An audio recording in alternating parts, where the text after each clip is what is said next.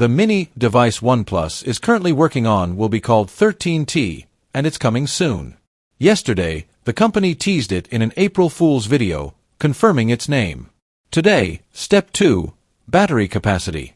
A recent rumor talked about the device sporting a 6,200 mAh battery, and now Li Jie, president of OnePlus China, has officially announced that the 13T's battery capacity starts with a 6. Even if that's the absolute minimum, it can be 6,000 mAh. It would match the battery in the OnePlus 13, which is a much larger device. So the 13T's longevity should be better than what its sibling can produce.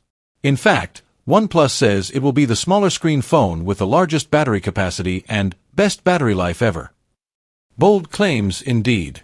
Furthermore, Li also announced that the 13T weighs just 185 g despite packing such a large battery, and it is of course all thanks to the silicon carbon tech that's recently been introduced in more and more Chinese phones, and none from Samsung, Apple, or Google.